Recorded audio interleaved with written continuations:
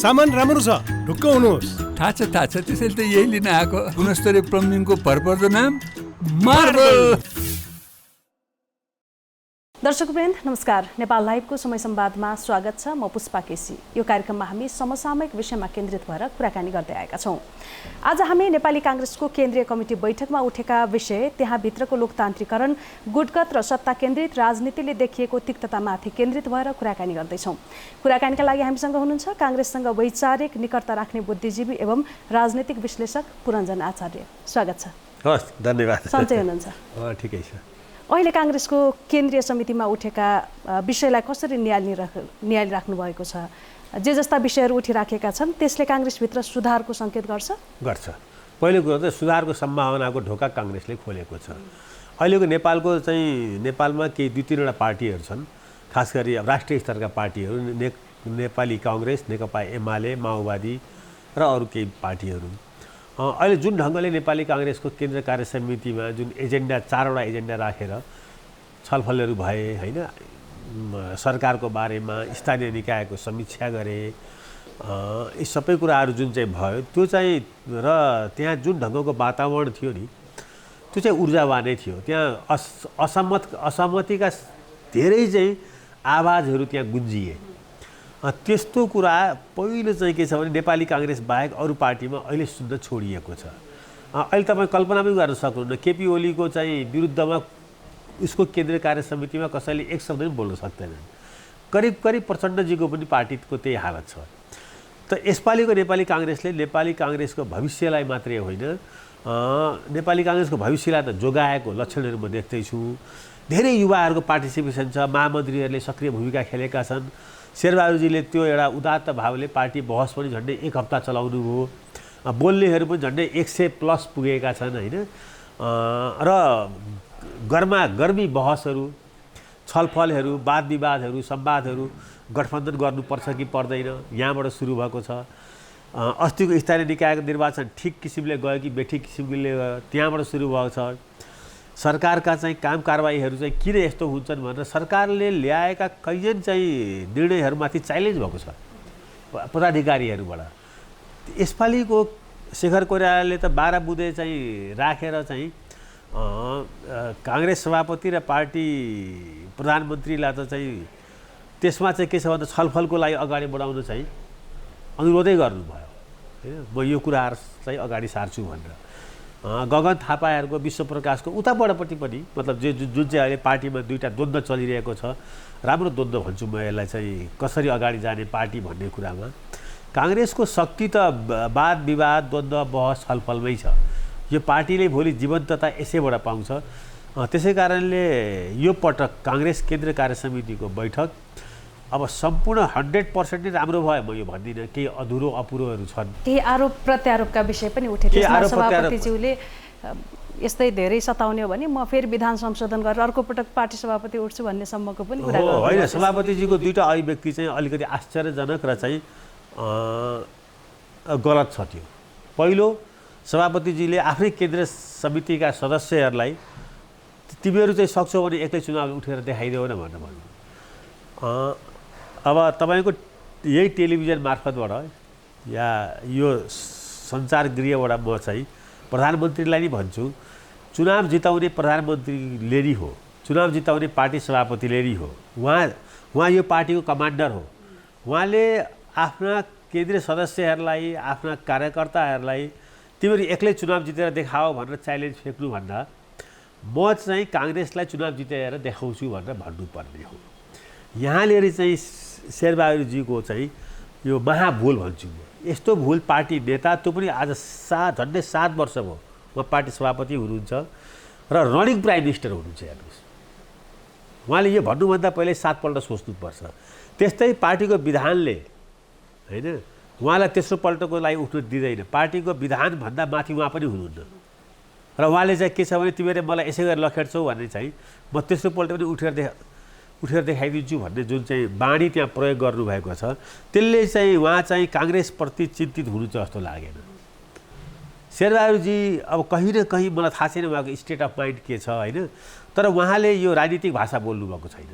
यो अराजनीतिक भाषा हो र यो एकदमै के छ भन्दाखेरि चाहिँ सभापति र प्रधानमन्त्रीले बोल्नै नहुने भाषा उहाँले प्रयोग गर्नुभएको छ। मलाई लाग्छ उहाँले यसको लागि माफी माग्नुपर्छ। उहाँले मैले यो भन्दै एउटा चाहिँ आवेगमा आएँ, रियाक्सनमा आएर मैले बोलेँ, म तिमीहरूलाई चाहिँ चुनाव पनि जिताउँछु, म कमान्डर हुँ, म प्रधानमन्त्री हुँ, म काङ्ग्रेसको रक्षक पनि हुँ र डेमोक्रेसीको पनि म यहाँ चाहिँ रक्षक हुँ भनेर एउटा त्यो हुन्छ नि, उहाँ त एकदम त्यो महाभारतको शैली जस्तो क्या, कुनै किसिमको चाहिँ त्यो ऊर्जा नभएको होइन, कुनै किसिमको चाहिँ भावना नभएको, गठबन्धन गरेर मात्रै चुनाव जितिन्छ, त पनि जित्छस् म पनि जित्छु भनेर भन्ने खालको चाहिँ यो लुतेर लाछी कुराहरू चाहिँ मतलब एउटा प्रधानमन्त्री र पार्टी सभापति जो अहिले भर्खर जितेर आउनुभएको छ, 60% भोट ल्याएर सेन्ट्रल कमिटीमा 75% कमान्ड छ, यस्तो लाछी कुरा गरेको सुहाउँदैन। पार्टी सभापतिले जसरी महाधिवेशनपछि अहिले पार्टी सञ्चालन गरिराख्नु भएको छ, त्यसो भए त्यो सही दिशातिर छैन। अहिलेको यो केन्द्रीय कमिटीकै बैठकमा पनि दिएका अभिव्यक्तिहरू छैन। त्यो त्यो वैचारिक रूपमा छैन, दोस्रो त्यो सङ्गठनात्मक रूपमा छैन, तेस्रो त्यो के छ भने काङ्ग्रेसको मूल्य पद्धति र संस्कृति अनुरूप पनि छैन। वैचारिक रूपमा किन छैन भने शेरबहादुरजी जोसँग गठबन्धन गर्दै हुनुहुन्छ र हिजो पनि जोसँग गठबन्धन गर्नुभयो 5 वर्ष अगाडि, त्यो नेपालको एक्सट्रिम लेफ्ट पार्टी हो, कम्युनिस्ट पार्टी हो। उहाँले यो कुराको ग्यारेन्टी दिन सक्नुहुन्न कि चाहिँ उहाँसँग गठबन्धन गरेर त्यो पार्टी भोलि पनि उहाँसँग रहन्छ भनेर, किनभने हिजोको दिनमा त्यो पार्टी रहेको होइन। त्यो पार्टी कम्युनिस्ट पार्टी हो र कम्युनिस्ट पार्टी र चाहिँ नेपाली काङ्ग्रेसको चाहिँ वैचारिक दूरी चाहिँ काफी छ। अहिलेसम्म पनि मन वचन कर्मले डेमोक्रेसीलाई, बहुलवादलाई, अहिले यहाँ भइरहेको यो चाहिँ संसदीय व्यवस्थालाई प्रचण्डजीको पार्टीले स्वीकारिरहेको छैन। प्रचण्डजीको पार्टीको लिट्रेचरमा काफी यो कुराहरू भेटिन्छ। उहाँले यो संविधान बन्दाखेरि पनि चाहिँ बहुलवादलाई स्वीकार्नु भएको थिएन, बहुदलीय व्यवस्था भन्नुभएको थियो, त्यो प्लुरलिजमलाई चाहिँ स्वीकार्नु भएको थिएन। अब नेपाली काङ्ग्रेस कुन वैचारिक धरातलमा टेकेर शेरबहादुरजीले कसरी यसलाई व्याख्या गर्नु होला कि चाहिँ हामी वैचारिक रूपमा एक ठाउँमा छौँ, त्यसै कारणले गठबन्धन गर्छौँ। अब साङ्गठनिक रूपमा पनि के देखिन्छ भन्दा नेपाली काङ्ग्रेस त देशव्यापी सङ्गठन भएको पार्टी हो होइन। यो पार्टीले भोलि एकछिनलाई मानौँ ल गठबन्धनै गरौँ रे, कति ठाउँमा गर्ने, ल 100 ठाउँमा गरौँ रे, 65 ठाउँ त खाली भयो काङ्ग्रेसको यो घटना, यो यसरी चाहिँ आफ्नो चुनाव क्षेत्र खाली छोड्ने र त्यहाँ चाहिँ माओवादी पार्टीलाई दिने घटनाले अब आउने 1-2वटा निर्वाचनपछि काङ्ग्रेस त्यो ठाउँमा शून्य हुन्छ। काङ्ग्रेस त्यो ठाउँमा बिस्तारै काङ्ग्रेस कार्यकर्ताहरू आफ्नो भविष्य नदेखेर यहाँ अब जति मिहिनेत गरे पनि यो चाहिँ हामी उठ्नै पाउँदैनौँ। अब यसैपालि भनौँ न काङ्ग्रेसमा चाहिँ गठबन्धन भयो भने जहाँ चाहिँ काङ्ग्रेस बाहेककोले चाहिँ सिट पाउँछन् नि, माओवादीले या चाहिँ अब माधवजीको पार्टीले, समाजवादी पार्टीले, त्यहाँ काङ्ग्रेसको विस्फोट हुन्छ, त्यहाँ बागी विद्रोही काङ्ग्रेसका धेरै हुन्छन्। त सङ्गठनात्मक रूपमा पनि नेपाली काङ्ग्रेसलाई शेरबहादुरजीको यो नेतृत्वले विस्तार गर्ने हो कि खुम्चाउने म लक्षण देख्दैछु होइन। अब अर्को रह्यो के हो भने काङ्ग्रेसको मूल्य पद्धति के हो त? काङ्ग्रेसको मूल्य पद्धति, काङ्ग्रेस यो मुलुकको यो संविधानको रक्षक हो भने काङ्ग्रेसको मूल्य पद्धति भनेको जस्तो अहिले काङ्ग्रेस केन्द्रीय कार्य समितिमा बहस भयो, अन्तर्संवाद भयो, छलफल भयो, सभापति सफल कि प्रधानमन्त्री असफल कि, यो सारा वाद विवाद गर्ने मूल्य पद्धतिबाट अगाडि बढ्ने पार्टी यो संस्कृति, यो सभ्यता नेपाली काङ्ग्रेसको हो। अब जति जति माओवादीसँग यसको सङ्गत बढ्दै जान्छ त्यति यो पार्टी पनि बहस संवाद छलफलबाट बिस्तारै शेरबहादुरजीलाई तानाशाह चाहिँ प्रचण्ड जस्तो हुने रोग लाग्न थाल्छ। उहाँको अघिको 2टा अभिव्यक्ति, मैले भनेको 2टा अभिव्यक्ति, म तेस्रो पटक फेरि चाहिँ पार्टी सभापतिमा उठेर देखाइदिउँ कि क्या हो भन्ने झोक पनि त्यो प्रचण्डजीको सङ्गतबाट आएको झोक हो होइन। त्यस्तै चाहिँ त जितेर देखा, गठबन्धन गर्न चाहिँदैन भनेर भन्ने आफ्नै कार्यकर्ता केन्द्रीय सदस्यलाई, त्यो पनि उहाँलाई कता चाहिँ के छ भने गलत सङ्गत र संस्कारको चाहिँ उपज हो। त्यसै कारणले गर्दा मलाई चाहिँ लागेको शेरबहादुरजीले अहिले जुन चाहिँ खाल्डो खन्दै हुनुहुन्छ काङ्ग्रेसलाई, उहाँले आफ्नो यो पुस्तामा काङ्ग्रेसलाई चाहिँ खुम्चाउँदै हुनुहुन्छ। उहाँको जिम्मेवारी के हुन्थ्यो भने काङ्ग्रेसलाई अहिलेको 34-35%बाट बढाएर काङ्ग्रेस पार्टीलाई 51% पुगाउने, भोलिको पुस्तालाई उहाँकै छोरो पनि नेता भए पनि, उहाँकै श्रीमती नेता भए पनि, जो अहिले चर्चामा छ नि त अहिले चलिरहेको, त एउटा विस्तारित पार्टी उहाँले दिनुभयो भने पो त्यसले चाहिँ के छ भने केही काम गर्ला। अब काङ्ग्रेसलाई चाहिँ भारतीय राष्ट्रिय काङ्ग्रेसको जस्तो बनाउनको लागि खाल्डो खन्दै हुनुहुन्छ, त्यो जग शेरबहादुरजी बसाउँदै हुनुहुन्छ। म कति सङ्ख्या जित्यो काङ्ग्रेसले र कति जित्ला भोलि म यो अङ्कगणितमा जान्न, तर काङ्ग्रेसको चाहिँ समर्थन क्षेत्र चाहिँ सपोर्ट बेस चाहिँ खुम्चिँदैछ। यो अझ वैचारिक पक्षबारे अझ चर्चा गरौँला पछि। अहिलेलाई शक्तिशाली महामन्त्रीहरू हुनुहुन्छ काङ्ग्रेसको केन्द्रीय कमिटीमा, होइन? उहाँहरू हुँदा पनि देउबालाई विधानअनुसार पार्टी सञ्चालन गर्न बाध्य बनाउन सक्नु भएन उहाँहरूले, यो चाहिँ के कारण? अब महामन्त्रीहरूले बाध्य पार्न सक्ने वैधानिक व्यवस्था छैन, पहिलो कुरो यो दिनुपर्छ।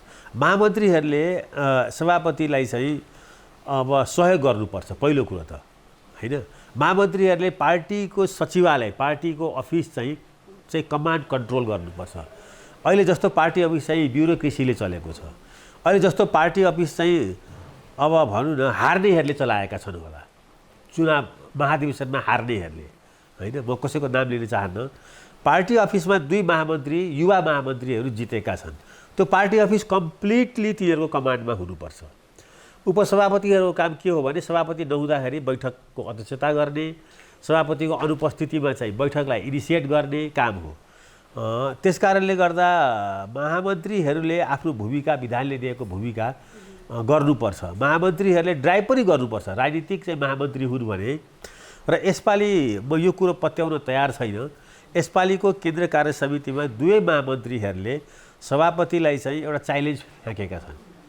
तपाईँले गर्ने यो 9वटा कि 7वटा काम छ, तपाईँले गरिसक्नुपर्ने 6 महिनामा विभागहरूको गठन, भातृसङ्घहरूको चाहिँ विस्तार, यो तपाईँले गर्न नसकिरहेको अवस्थामा हामीलाई दिनु, हामी 7 दिनमा गरिदिन्छौँ भनेको छ, होइन? अब हेर्नु के छ भने सभापतिले महामन्त्रीहरूको यो कन्फिडेन्सलाई, होइन, उपयोगमा ल्याउँछन् कि चाहिँ आफ्नो चाहिँ अब गुट या गिरोहको चाहिँ भनेअनुसार चल्दछन्। शेरबहादुरजी अहिले दुर्भाग्यले उहाँको यो उमेरमा सम्पूर्ण काङ्ग्रेसको नेता हुन सक्नुभएको छैन, सम्पूर्ण लोकतान्त्रिक शक्तिहरूको पनि नेता हुन सक्नुभएको छैन। त्यसको पीडा चाहिँ यसपालिको बैठकमा महामन्त्रीहरूबाटै देखियो। उहाँ निर्वाचित महामन्त्रीहरूको पनि चाहिँ सभापति हुन सक्नुभएको छैन। त्यो गगनको भाषामा मैले त्यो भेटेँ, उसले भन्नु पर्यो कि तपाईँ जस्तै म पनि निर्वाचित महामन्त्री हुँ भनेर। विश्वप्रकाशले पनि भन्नु पर्यो। अनि तिमीहरू किन चाहिँ यता र उता मिटिङ गर्छौ भन्दाखेरि चाहिँ तपाईँहरूले चाहिँ यो सिकाएको हो, होइन? त यो भनेको के हो भन्दाखेरि चाहिँ पार्टी सभापति जो जिम्मेवार हुन्छ त्यो जिम्मेवारी वहन उसले गर्न नसकिरहँदाखेरि त्यसलाई चुनौतीहरू महामन्त्रीबाटै पनि आउँदो रहेछन्। शेखर कोइराला मात्रै चाहिँ काफी होइन कि, शेखर कोइरालाकै चाहिँ नेतृत्वमा चाहिँ भए पनि उहाँकै पक्षको केन्द्रीय सदस्यहरूले पनि गठबन्धनलाई चाहिँ यसपालि चाहिँ केन्द्रीय स्तरबाट गरिने गठबन्धनलाई एकातिर पार्टी केन्द्रीय कार्य समितिले स्थानीय स्तरमा आवश्यकता र औचित्य अनुसारले चाहिँ गठबन्धन हुनसक्छ भनेको छ, अर्कोतिर कैयन पटक त्यसलाई चाहिँ त्यसको चाहिँ विकृत चाहिँ रूप र चाहिँ विचार चाहिँ पार्टी सभापतिबाट आइरहेको छ, होइन? त्यसैले गर्दा होला मोहनबहादुर बस्नेतले पनि सिन्धुपाल्चोकमा चाहिँ उनी शेरबहादुरजीकै चाहिँ क्याम्पको भए पनि उनले चाहिँ त्यहाँ गठबन्धनलाई त्यति टेरेन, उसले आफ्नै ढङ्गले ड्राइभ गरे र जिताएर पनि ल्याए धेरै स्थानीय निकायमा। त यहाँ यसले के न्यारेटिभ के देखिन्छ भने शेरबहादुरजीको जुन सोच छ काङ्ग्रेस पार्टीलाई लिएर अगाडि बढ्ने, त्यो सोचमा चाहिँ कार्यकर्ता र महामन्त्रीहरूको भावना मिलिरहेको छैन। यो चाहिँ एउटा गम्भीर त्रुटि चाहिँ शेरबहादुरजी गर्दै हुनुहुन्छ। अब उहाँको सभापतिको पहिलो वार्षिक चाहिँ अब वर्ष चल्दैछ, एकातिर प्राइम मिनिस्टरसिपमा उहाँ चाहिँ असफल जस्तो भइरहनु भएको छ। यति चाँडै उहाँ अब सभापतिमा असफल हुँदै हुनुहुन्छ म यो भन्दिनँ, तर काङ्ग्रेसको नीति रणनीति र चाहिँ अब जुन चाहिँ गठबन्धनहरू छ त्यसलाई ठिक ढङ्गले लिएर जानु भएन भने उहाँको यो कार्यकाल 5 वर्ष चल्दैन। उहाँको सभापतित्वको चाहिँ कार्यकाल मलाई चाहिँ खतरा के देख्दैछु भने यो चुनावमा काङ्ग्रेसमा विस्फोट विद्रोह हुन्छ र काङ्ग्रेसको एउटा विशेष अधिवेशन हुन्छ अब 1-2 वर्षभित्रै, र शेरबहादुरजीलाई चाहिँ त्यहाँ चाहिँ स्ट्यान्ड गर्न गाह्रो हुन्छ। पार्टी अपारदर्शी ढङ्गले चल्यो भनेर पनि यो आरोप अहिले सभापति देउबामाथि छ। एकजना महामन्त्री गगन थापाकै कुरा पनि अघि उठाउनु भयो, बैठकमै उहाँले पार्टी र सरकारले गरेको निर्णय मिडियाबाट मात्रै थाहा पाउने गरेको पनि उहाँले बताउनु भयो त्यो केन्द्रीय कमिटी बैठकमा। लोकतान्त्रिक भनिने काङ्ग्रेस जस्तो पार्टीका निर्णय र गतिविधि लुकाई छिपाई अपारदर्शी ढङ्गले गर्नुपर्ने बाध्यता चाहिँ किन आइपरेको यो के देख्नुहुन्छ यसमा? त्यसको बाध्यता भनेको उहाँलाई सम्पूर्ण काङ्ग्रेसको सभापति हुने रहर छैन अझै पनि, होइन? सम्पूर्ण काङ्ग्रेसको सभापति हुने रहर भए त उहाँले मिटिङ राखिहाल्नुहुन्थ्यो नि। महामन्त्रीले त्यत्रो गुनासो गर्नुपर्ने ठाउँै हुँदैन थियो। उहाँले अब अस्ति केही निर्णयहरू गर्नुभयो होला, होइन? भातृसङ्घलाई लिएर केही निर्णयहरू चाहिँ गर्नुभयो सरकारलाई लिएर। यो त घनघोर अपारदर्शी तरिकाले गर्नुभयो नि। त्यसैले गर्दाखेरि चाहिँ त्यससँग सम्बन्धित मान्छेहरूको मात्रै रियाक्सन आएन, महामन्त्रीहरूको पनि आयो, शेखर कोइरालाको पनि आयो। मलाई चाहिँ के लागेको छ भन्दाखेरि चाहिँ यो अपारदर्शी डेमोक्रेसी र डेमोक्रेटिक पार्टीको सरकार र पार्टी एक ठाउँसम्म चाहिँ पारदर्शी किसिमले चल्नुपर्छ। एक ठाउँसम्म जनताप्रति र पार्टी कार्यकर्ता र पार्टीप्रति पार्टीको मूल्य पद्धतिप्रति पनि इमान्दार हुनुपर्छ, जवाफदेही पनि हुनुपर्छ। शेरबहादुरजीले अहिले गठबन्धन गर्दै हुनुहुन्छ भने यो गठबन्धनको राजनीतिक चाहिँ आवश्यकता के हो, यसले यो पार्टीको भविष्य कस्तो हुन्छ र यो रणनीति चाहिँ भोलि असफल भयो भने त्यसको जिम्मेवारी लिने कि नलिने। अगर जस्तो योभन्दा पहिले भयो शेरबहादुरजीको क्याबिनेटमा बस्दै पनि प्रचण्डजीको पार्टीले तत्कालीन एमालेसँग गएर एकता गरौँ। आज शेरबहादुरजीले यो कुरो कसरी ग्यारेन्टी दिन सक्नुहुन्छ काङ्ग्रेस ती कार्यकर्ताहरू जो 65-70 ठाउँमा भोलि चुनावबाट वञ्चित हुन्छन्, होइन? कसरी भन्न सक्नुहुन्छ होला चाहिँ होइन भोलि प्रचण्डजीबाट यो गल्ती हुँदैन भनेर? प्रचण्डजीले प्रस्ताव गरिसक्नुभएको छ। आधी चाहिँ कार्यकाल चाहिँ आज मैले कतैतिर एउटा मिडियामा पढ्दै थिएँ, प्रधानमन्त्रीको बारेमा पनि अब एउटा निश्चित टुङ्गोमा र छलफलमा पुग्न सकिन्छ भनेर। अब अहिले स्थानीय निकायको निर्वाचनमा काङ्ग्रेसले टेकुवा दिएको कारणले गर्दा प्रचण्डजीको हैसियत, राजनीतिक हैसियत माथि पुगेको छ। प्रचण्डजीको चाहिँ भारत भ्रमणपछि उहाँको बार्गेनिङ पावर पनि चाहिँ अझै माथि पुगेको छ। शेरबहादुरजीले चाहिँ अब अस्तिको प्रचण्डजी पाउनुहुन्न। स्थानीय निकायको निर्वाचनभन्दा पहिलेको प्रचण्डजी होइन, अहिलेको प्रचण्डजी त्यतिखेरको भन्दा शक्तिशाली हुनुभएको छ। उहाँको अर्थमन्त्रीले बजेट ल्याएको छ। बजेट ल्याउँदाखेरि चाहिँ थुप्रै किसिमका चाहिँ चर्चा पनि भएका छन्। यसपालिको टोटल बजेट चाहिँ शेरबहादुरजीलाई पनि केही थाहा छैन कसरी आयो, यो कसरी बन्यो भनेर। यो माओवादी पार्टी कार्यालयबाट बनेको छ देशभरिको। मैले जहाँसम्म सुनेको छु योजना आयोगलाई पनि यसमा समावेश गरिएको छैन। त उहाँहरूको रणनीति शेरबहादुरजीले बुझ्नुभएको छैन भने तपाईँहरूको टेलिभिजन मार्फतबाट शेरबहादुरजीले अहिले नै प्लान बी के हो उहाँको, अगर केही गरी यो गठबन्धनले उहाँलाई धोका दियो भने उहाँ काङ्ग्रेसलाई कसरी सर्भाइभ गराउनुहुन्छ? जुन ढङ्गले उहाँले भनिरहनु भएको छ हामी एक्लै उठ्दा हार्छौँ भनेर, त्यस्तो मनस्थितिबाट उहाँले यो काङ्ग्रेस पार्टीलाई, कार्यकर्तालाई कसरी ऊर्जा भर्नुहुन्छ? के छ उहाँसँग प्लान बी? यो त काङ्ग्रेस कार्यकर्ताहरूले सोध्ने समय हो नि। किनभने हिजोको भर्खरको इतिहास हो यो, 5 वर्ष अगाडिको। प्रचण्डजीले बेइमानी गर्नुभएको छ। अहिले पनि रोल्पा रुकुमतिर चाहिँ धेरै ठुलो बेइमानी भएको छ उहाँबाट, होइन? गठबन्धन के हो भन्दाखेरि चाहिँ गठबन्धन यो दुवैको लागि सकस भइरहेको छ। के को सकस भन्दा वैचारिक रूपले दुवै पार्टी चाहिँ यति टाढा छन्, होइन? नेपाली काङ्ग्रेस सेन्टरबाट अलिकति लेफ्ट हो, माओवादी जस्तो एक्सट्रिम लेफ्ट होइन।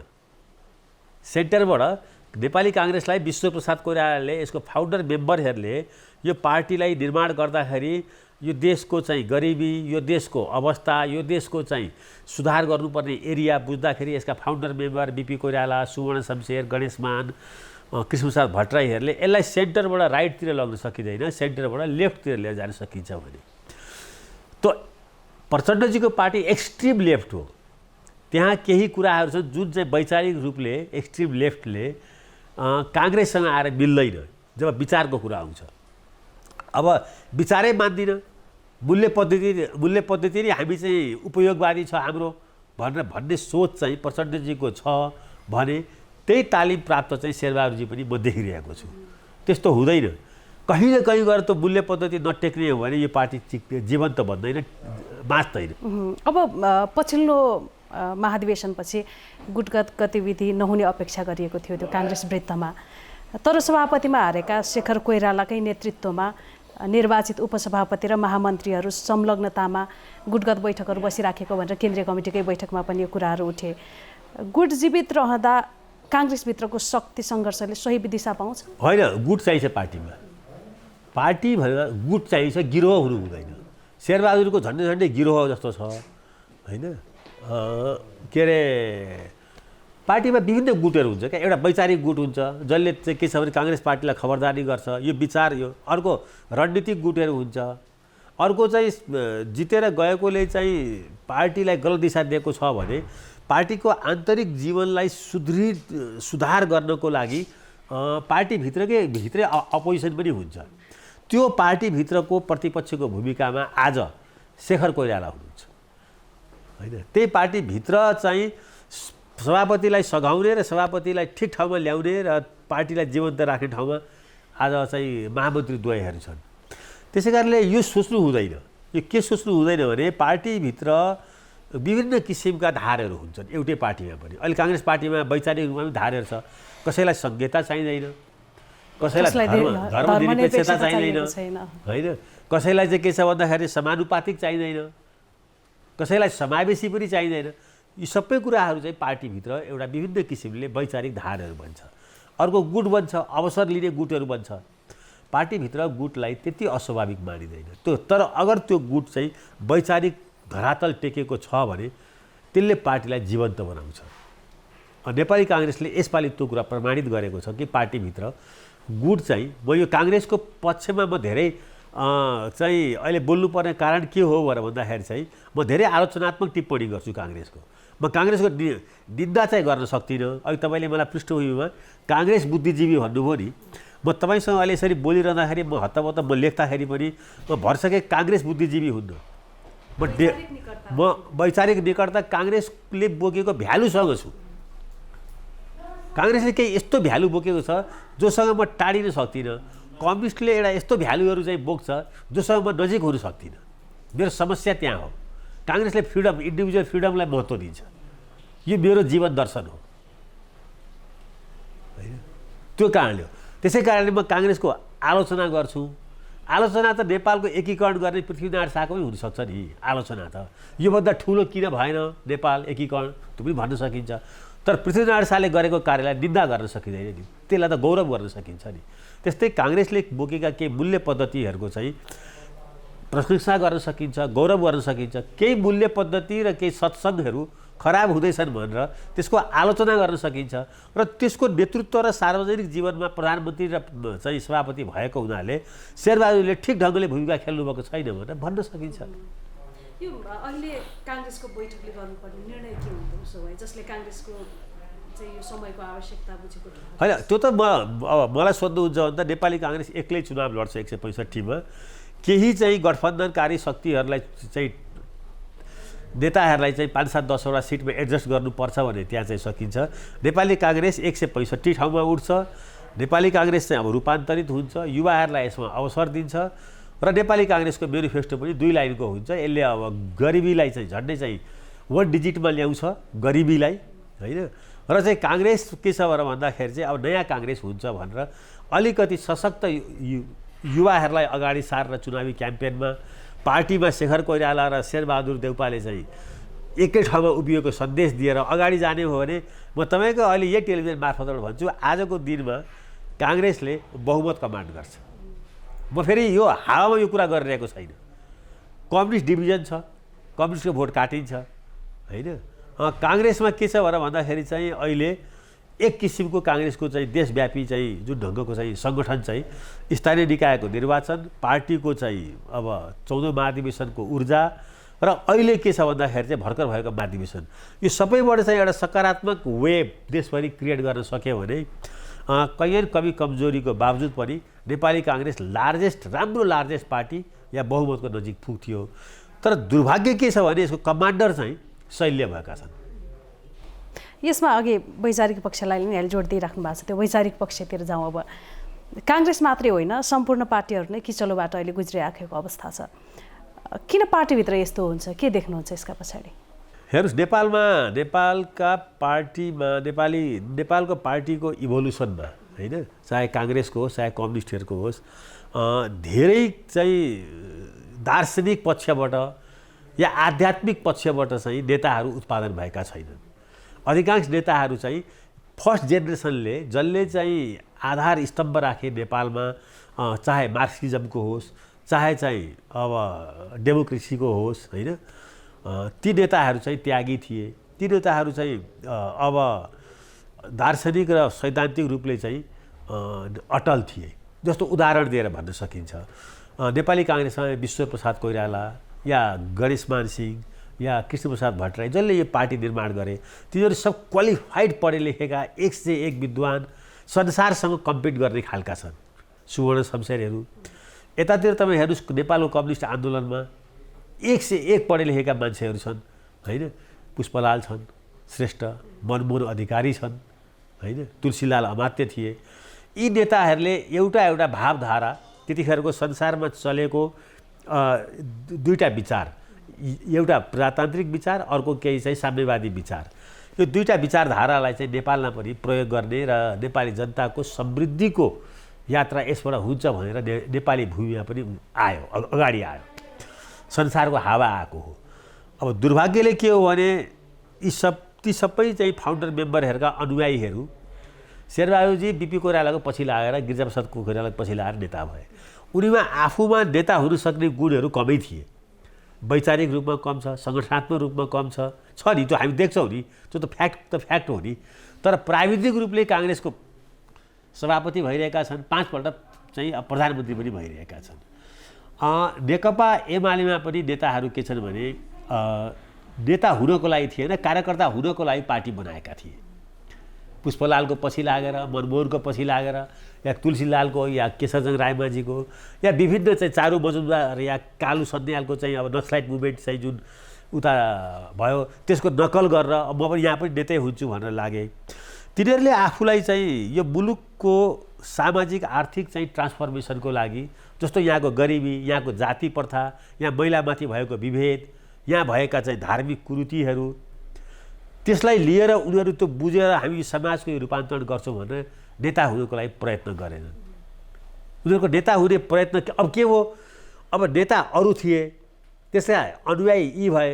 अब सत्तामा पुगेपछि त अब नेता त मरेर स्वर्ग नर्क कहाँ गए थाहा छैन होइन। अब यिनीहरूसँग आफ्नो सोच समझ र शक्ति के पनि भएन। अनि यहाँनिर के हो भने मुलुक ट्र्यापमा पर्दछ। पार्टीको अब नेतृत्वलाई एकलौटी गर्नुपर्ने, अहिले अब अपारदर्शी निर्णय गर्नुपर्ने, केही आसेपासेहरूलाई अवसर थोपार्नुपर्ने आवश्यकता किन पर्छ? यसकै उपज हो कि उनीहरू किन यो वृहत रूपमा सोच्न सक्दैनन्? किन पार्टीलाई यो लोकतान्त्रिक र पारदर्शी बनाउन सक्दैनन्? यही नै हो कारण। मूल कारण के हो भने जो नेता वैचारिक रूपले साउन्ड हुँदैन, जो नेता आफ्नै भविष्यप्रति असुरक्षित हुन्छ। जस्तो अहिले केपी ओलीजीले यत्रो शक्तिशाली पार्टी किन फोड्नु पर्यो र उहाँले अहिले आफ्नो कस्तो पार्टी पाउनुभएको छ होइन। एकछिनलाई मानौँ न, हिजो शेरबहादुरजीले किन पार्टी फोड्नुभयो? काङ्ग्रेस पार्टी फोडेर त जानुभएको थियो नि त होइन। यहाँ अहिले त उहाँले अरूलाई भन्नुहुन्छ यता मिटिङ राखौ उता मिटिङ राखौ। उहाँले त एकपटक त राजालाई नि के अरे चाहिँ डेमोक्रेसी बुझाउनु भयो होइन, पार्टी पनि फोड्नु भयो। के हुन्छ भने वैचारिक रूपले साउन्ड नभएको नेता आध्यात्मिक रूपले अलिकति हेर्नुहोस्, हाम्रो इस्टर्न फिलोसफीमा आध्यात्मवादले पनि काम गर्छ होइन। मै खाउँ, मै लाउँ, मै नेता बनौँ, मै प्रधानमन्त्री बनौँ, यस्तो होइन। त बन्नुपर्ने कारण चाहिँ सबै देशै बनोस्, मेरो आसेपासे मात्रै चाहिँ धनी बनुन्, मेरै परिवार मात्रै चाहिँ सत्तामा बसिरहोस्, शक्ति मैसँग भइरहोस् भन्नको लागि के हुन्छ भन्दाखेरि चाहिँ आफ्नो हिजो आन्दोलनबाट आएको साथीहरूलाई किक गर्नुपर्छ। त कसरी यो बाटो जान सक्सेस भनेर स्टालिनको एउटा चाहिँ मैले बायोग्राफी पढेको छु। यो रोग चाहिँ अधिकांश चाहिँ नेताहरूलाई, चाइनामा पनि माओत्सेतुङले त्यही गरे, रुसमा चाहिँ बोल्सेविक क्रान्तिपछि चाहिँ स्टालिनले पनि त्यही गरेका हुन्। आफ्नो साथीहरूलाई त्यहाँ त किलिङै गर्ने, यहाँ चाहिँ किक गर्ने। जस्तो अहिले चाहिँ एकै ठाउँमा बस्दा बस्दै पनि जिम्मेवारी यो हुन्थ्यो कि केपी ओलीको त्यो कम्युनिस्ट पार्टीलाई एकताबद्ध गर्ने होइन, त्यसलाई यस्तो अस्त्र बनाउने जसले नेपाली समाजको रूपान्तरण गरोस्, आफ्नो साथीहरूलाई पनि म्यानेज गर्ने। जसले आफ्नो साथी नै म्यानेज गर्न सक्दैन त्यसले देशकै म्यानेज गर्छ होइन। पहिलो काम त यो पोलिटिक्स भनेको के हो भने पार्टीभित्रको इन्टरनल कन्फ्लिक्टलाई पनि म्यानेज गर्ने। पोलिटिक्स त आफैमा टुल हो नि म्यानेज गर्ने। त्यो स्किल देखाउन सक्नु भएन। अहङ्कार, घमण्ड, मै मात्रै चाहिँ हुनुपर्छ भन्ने भावनाले गर्दा तपाईँको त्यस्तो भावना आउँछ कहाँबाट भन्दा कमजोर मानसिकता होइन।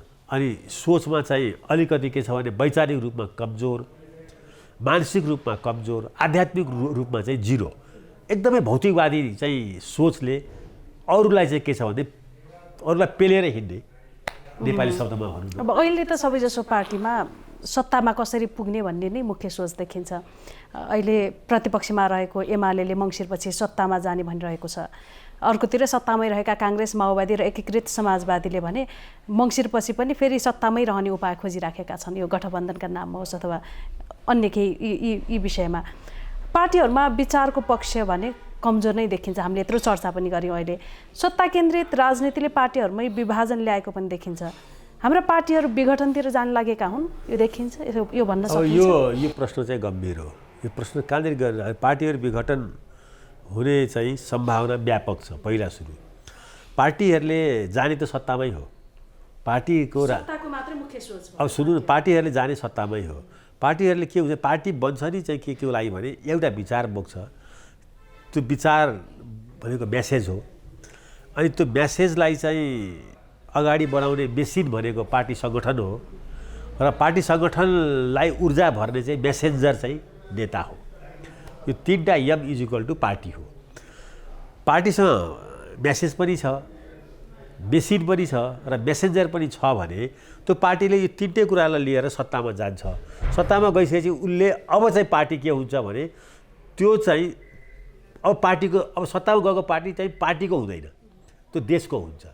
त्यसले आफ्नो नीति र कार्यक्रम लागू गरेर यो मुलुकको मुख या मुहार फेर्दछ। पार्टीको काम नै सत्तामा जाने हो। सत्ता केन्द्रित चाहिँ पार्टी कुनै हुँदैन भन्छ भने त्यो पार्टी नै होइन, त्यो पशुपतिको सत्तलमा बस्ने त्यो आध्यात्मिक चेतना या चाहिँ त्यो हार्मोनियम बजाउने एउटा सङ्गठन हुनसक्छ पार्टी। तर सत्तामा जाने कसरी? सत्तामा गएर आफ्नो नीति, आफ्नो दृष्टिकोण, आफ्नो कार्यक्रम लागू गर्दैन। जस्तो अहिले एकछिनलाई एक्जाम्पल दियो, अझै राम्रो। शेरबहादुर देउपा र चाहिँ प्रचण्डजीको पार्टीले बहुमत ल्याएर एकछिनलाई मानौँ सत्तामा जानुहुन्छ, कसको नीति कार्यक्रम लागू गर्ने? प्रचण्डजीको कम्युनिस्ट नीति कार्यक्रम कि शेरबहादुरजीको चाहिँ डेमोक्रेटिक मूल्य पद्धतिले चाहिँ भरिएको कार्यक्रम हो? यस्तो सङ्गठन चाहिँ उठ भइहाल्छ।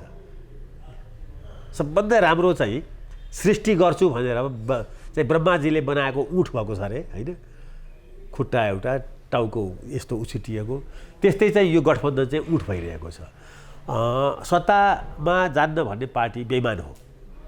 सत्तामा मात्रै जसरी पनि जान्छु भन्ने पार्टी चाहिँ फरेबी हो, त्यो झन् बेइमान हो, ठुलो बेइमान हो। अहिले नेपालमा सत्तामा जसरी पनि पुग्छु भन्ने पार्टी चाहिँ को चरित्र चाहिँ काङ्ग्रेसको पनि त्यो भएको छ। प्रचण्डजीको त अब त्यसमा त उहाँले डबल पिएचडी नै गरिसक्नुभयो, होइन? मधेसवादीहरूको त कुरै नगरौँ, त्यो त्यसैको लागि जन्मेको जत्तिकै भइसक्यो, होइन? कुनै न कुनै बाहनामा सत्तामा गइहाल्छ मधेसवादी पार्टी पनि। एमाले पार्टी पनि हिजो अस्ति अब लोकेन्द्रबहादुर चन्ददेखि लिएर सबलाई बोकेर हिँडेको, कहिले काङ्ग्रेससँग, कहिले चाहिँ माओवादीसँग। अस्ति चाहिँ माओवादीसँग चाहिँ अब गठबन्धन गरेर बहुमत ल्याउँदाखेरि अब 50 वर्ष काङ्ग्रेसलाई चाहिँ सत्ताबाट बाहिर राख्यौँ भनेर त्यसको चाहिँ धुन, बाँसुरी धुन चाहिँ खुब बज्यो, होइन? तर त्यो चाहिँ 3 वर्ष पनि टिकेन, 4औँ वर्ष लागेन। त्यस कारणले यो किन यस्तो हुन्छन् भनेर भन्दाखेरि चाहिँ हामीले त्यसको बारेमा पनि भन्यौँ। गठबन्धन अनिवार्य विषय होइन, बाध्यताको उपज हो भन्नुभएको थियो तपाईँले। अहिलेका पार्टीहरू पार्टी जीवनको गतिशीलताको लागि, जनअनुमोदनका लागि एक्लै निर्वाचनमा सहभागी हुन चाहँदैनन् वा सक्दैनन्। यसले पार्टीहरूको वैचारिकता भन्ने नै रहेन नि, होइन? यो त अब यो सारा हाम्रो जति पनि अहिले छलफल भएको छ, हरेक पार्टीहरूले आफ्नो वैचारिकता गुमाएका र हरेक पार्टीमा चाहिँ अहिले आफ्नो पार्टीको नेता शेरबहादुरजी पनि हुनुहुन्न, यो देशको नेता पनि शेरबहादुरजी हुनुहुन्न। उहाँ चाहिँ पार्टी सभापति र प्रधानमन्त्री हुनुहुन्छ प्राविधिक रूपले। अहिले उहाँ राष्ट्रपतिको चुनावमा उठ्नुभयो भने एकछिनलाई मानौँ न, ल देशभरि उहाँको प्रसिद्धि थियो भने अब प्रत्यक्ष निर्वाचित भयो भने चाहिँ शेरबहादुरजी जित्नुहुन्छ त? शेरबहादुरजीले जनतालाई चाहिँ संवाद गरेर मलाई चाहिँ राष्ट्रपति छान भनेर भन्न सक्नुहुन्छ? काङ्ग्रेसले शेरबहादुरजीको विकल्प खोजिहाल्छ नि। त्यस कारणले गर्दा अब अहिले के छ भने अहिले पार्टी पनि छन्, पार्टीको मेसिन पनि छ, पार्टीको चाहिँ इतिहासमा कहीँ न कहीँ लुकेर बसेको विचार पनि छ, त्यसलाई कोट्याउन नेताहरू चाहँदैनन्। तर पार्टीभित्र अहिले चाहिँ मेसेन्जर छैन, नेता छैन। यो सत्ता गठबन्धन राजनीतिक सिद्धान्तभन्दा बाहिरकै छ, 100% यसलाई राजनीतिक इतिहासमा कसरी लिने उसो भए? होइन, यसको राजनीतिक इतिहास के छ भने यो नेपाली काङ्ग्रेसको लागि खाल्डो खन्दैछ आफूलाई सिद्ध्याउने, होइन? मैले देखेको होइन सोसल साइन्स हो, मेरो पर्सेप्सन रङ पनि हुनसक्ला, तर म जतिसम्म बुझ्दछु जस्तो म अन्तको उदाहरण दिन्न।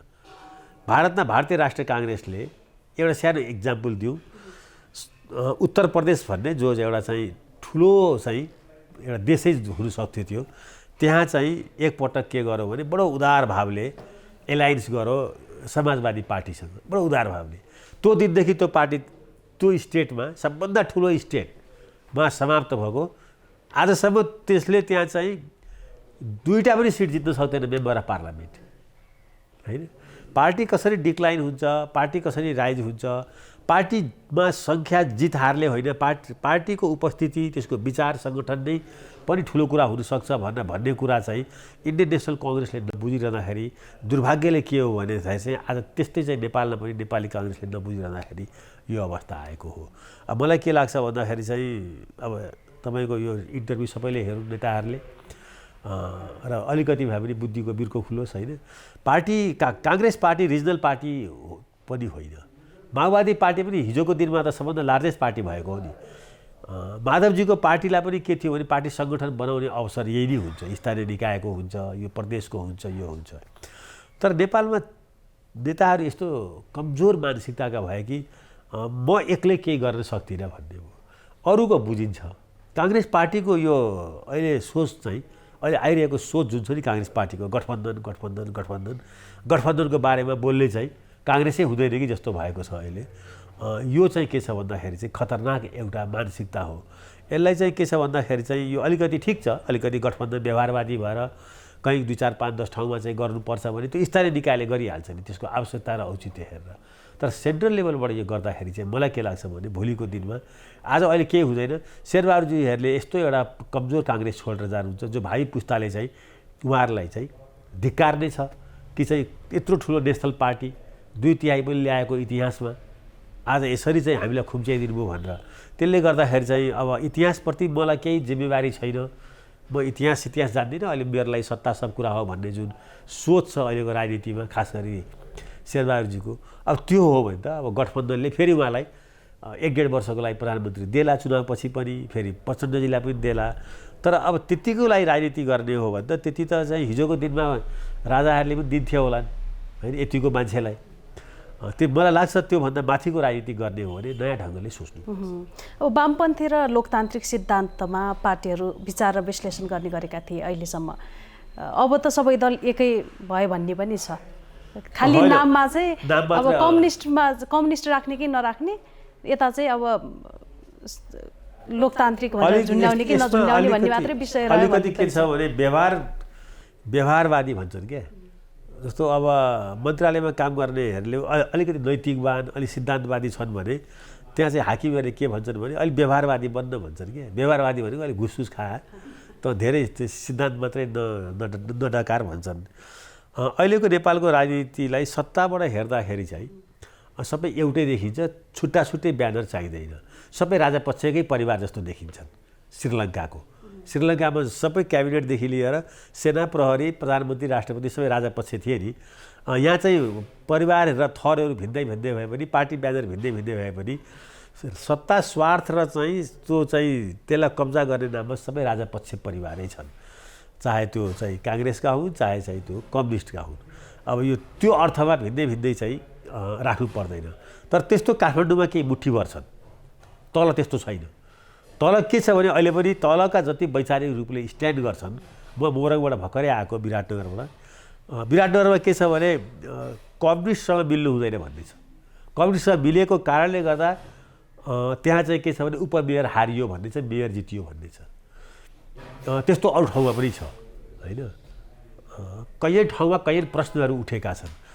तर अब व्यवहारवादी राजनीति, मैले अघि भनेको जस्तो व्यवहारवादी राजनीतिमा यी पार्टीहरू एकै ठाउँमा आउने भन्दा पनि यी व्यक्तिहरू चाहिँ बरु एकै ठाउँमा आइदिएदेखि यो मुलुकले चाहिँ अलिकति चाहिँ काया पलट गर्थ्यो कि यिनीहरूमा परिवर्तन आउँदैन। यिनीहरू हुन्जेलसम्म देश पनि परिवर्तन हुनेवाला छैन। त्यसै कारणले यहाँ एउटा चाहिँ बरु यिनीहरू सबैलाई एउटै पार्टी बनाइदिन पाए र चाहिँ मतलब तलबाट नयाँ नेतृत्व आएर नयाँ ढङ्गले नेपाललाई बनाउन सके। जस्तो अब आउँदो रहेछ नि त, एउटा इन्डिभिजुअल एउटा ऱ्याप गीत गाएरै आयो, बालेनी शाह आयो नि, भालेन शाहले कसले विश्वास गरेको थियो यत्रो लिगासी बोकेको चाहिँ के अरे चाहिँ प्रकाशमान सिंहको फ्यामिली होइन गणेश मानजीको चाहिँ त्यत्रो ठुलो चाहिँ भोटले जित्छ भनेर कसले कल्पना गरेको थियो होला चाहिँ त्यो के अरे एमआरएबाट उठेका होइन स्थापितजी चाहिँ त्यत्रो चाहिँ अब गेम इज ओभर भन्दै थिए होइन ओभर त ओभर भयो ओभर बोइल्ड नै भएर आफै चाहिँ थान्कोमा बसे त तलको गर्भगृहमा युवाहरूमा चाहिँ परिवर्तनको खाँचो छ। शेरबहादुरजी रामचन्द्रहरू परिवर्तन हुँदैनन् यो कुरा पक्का छ। त्यस्तै खड्ग ओली माधव नेपाल प्रचण्डहरू परिवर्तन हुन् यिनीहरूले देश डुबाउँछन्। यो तितो कुरा हो होइन। भोलि तपाईँको यो हेर्नेहरूले तिनका हनुमान भक्तहरूले गाली पनि गर्लान् तर यिनीहरूले देश बनाउँदैनन्। यिनीहरूले देश बनाउने भए यो 30 वर्षमा बनाइसक्थे। अब देश बनाउने जिम्मेवारी सबै हामी जस्तो उमेरका मानिसहरूले सक्छौँ भने यसो आफ्नो अनुभव कसैलाई भनिदिने हो। देश बनाउनु त युवाहरूलाई नै दिनुपर्छ। देश त यिनीहरूबाट बन्दैन। तपाईँहरूले कति नोटिस गर्नुभएको छ अहिले जो चाहिँ मेम्बर अफ पार्लियामेन्ट या समानुपातिकमा छन् यिनीहरू 100, 200, 250 मान्छेहरू छन्। यिनीहरूलाई यो देश हामी बनाउन सक्दैनौँ देश बन्दैन भनेर यिनीहरूले सबै आफ्नो केटाकेटीहरूलाई युरोप अमेरिका पठाइसके विदेश। सबैभन्दा कन्फर्म थाहा के छ भने शेरबहादुर देउपालाई म यो देश बनाउन सक्दिनँ त्यसै कारणले चाहिँ मेरो सन्तान चाहिँ यो देशमा नबसोस् नपढोस् यहाँको शिक्षा पनि ठिक छैन स्वास्थ्य पनि ठिक छैन हावा पनि ठिक छैन त्यही भएर त लन्डनमा राखेको होला नि। ऊ मात्रै होइन तपाईँ ऱ्याङ्क एन्ड फाइलमा अहिले चाहिँ अलिकति प्रभावशाली नेताहरू भन्छन् पदाधिकारी भन्छन् नेताहरू मात्रै होइन ब्युरोक्रेट्सहरूको पनि त्यही चाहिँ रोग लागेको छ। यो देश त्यसै नबनेको हो र देश बनाउने ठाउँमा पुगेका मानिसहरू यो देश बन्दाखेरि आफ्नो सन्तान पनि बन्छ भने मात्रै त्यो देश बन्छ। ती नेता ती ब्युरोक्रेट्सहरू जसले आफ्नो सन्तानलाई यो देशमा भविष्य देख्दैनन् तिनीहरूले चाहिँ देशको चाहिँ पोजिसन लिन्छन् र यो देश हामी बनाउँदैनौँ भनेर आफ्नो सन्तानलाई देशबाट बाहिर निकाल्छन्। हेर्नुहोस् एकपल्ट यसमा कसैले अध्ययन अनुसन्धान गरेको छैन। त्यो गर्दाखेरि यो देश नबनेको रुट कारण तपाईँ हाम्रो सन्तानहरू पब्लिक स्कुलमा पढ्दैन त्यसै कारणले 80% पढ्ने पब्लिक स्कुल चाहिँ शिक्षाको नीति कसले बनाउँछ मिडल क्लासले हायर क्लासले ब्युरोक्रेट्सले मन्त्रीले। तर ती कसैका पनि चाहिँ सन्तान चाहिँ पब्लिक शिक्षामा पढ्दैन। खुब भयो भने तिनका श्रीमतीहरू त्यहाँ शिक्षक भएर जान्छन् होइन। त यो देश त्यसरी बन्छ त अनि यो देश बनाउन त त्यो देश बनाउन नीति एउटाले निर्धारण गर्छ त्यसैको सन्तान त्यहाँ पढ्दैन। हामी कार्यक्रमको अन्त्यतिर आइसकेका छौँ। अन्त्यमा 2074को निर्वाचनपछि तपाईँको एउटा अभिव्यक्ति आएको थियो प्रधानमन्त्री र पार्टी सभापति देउबा एन्ड कम्पनी जे गर्दैछन् त्यो लोकतन्त्र सम्मत छ कि छैन काङ्ग्रेसको मूल्य पद्धति अनुरूप हो कि होइन यस विषयमा मात्रै अगाडि विचार केन्द्रित गर्नुपर्नेमा जोड दिनुभएको थियो। यसमै अडेक हुनुहुन्छ अहिले पनि? एकदमै अडेक छु। त्यसमा म 100% अडेक छु। शेरबहादुरजीले लोकतान्त्रिक भावधारालाई चाहिँ त्यो जुन चाहिँ नदी जस्तो बगिरहेको थियो त्यसमाथि चाहिँ उहाँले दिवाल लगाइदिनु भएको छ र त्यहाँ चाहिँ अहिले प्रचण्डजी भन्ने मान्छेको पार्टी पसाउनु भएको छ। यो काङ्ग्रेस र यो लोकतान्त्रिक भावधारामाथि यो अहिले यो पार्टी उठ होला भन्ने खतरा छ। लड्दैछन् केही साथीहरू हिजो अस्ति केन्द्रीय कार्य समितिमा होइन शेखर कोइराला गगन थापा धनराज जीवन परियारले बलबहादुर केसीहरूले चाहिँ काङ्ग्रेसको चाहिँ वेभलाई चाहिँ जोगाउन केही गर्दैछन्। अब आशा बन्द भएको छैन। कहीँ एउटा सिल्भर लाइनिङ टाढा क्षितिजमा प्रकाशहरू देखिन्छ। मलाई लाग्छ के छ भने मलाई अरू कुरा चिन्ता छैन। काङ्ग्रेसले फ्रिडमलाई जोगाउँछ नेपालको त्यसले गर्दा काङ्ग्रेस पार्टी बाँच्नुपर्छ होइन र प्रभावशाली भएर आउनु पनि पर्छ। हुन्छ समय संवादका लागि धेरै धेरै हस् मलाई पनि दिनुभयो यो अवसर सबैलाई धन्यवाद छ। दर्शकवृन्द नेपाल लाइभको समय संवादमा आज हामीसँग हुनुहुन्थ्यो काङ्ग्रेससँग वैचारिक निकटता राख्ने बुद्धिजीवी एवं राजनीतिक विश्लेषक पुरञ्जन आचार्य। आजलाई यो कार्यक्रम यति नै। अर्को सामग्रीका साथ हामी उपस्थित हुने नै छौँ। नमस्कार। सामान राम्रो छ ढुक्क हुनुहोस्। थाहा छ त्यसैले त यही लिन आएको। गुणस्तरीय प्लम्बिङको भरपर्दो नाम मार्बल।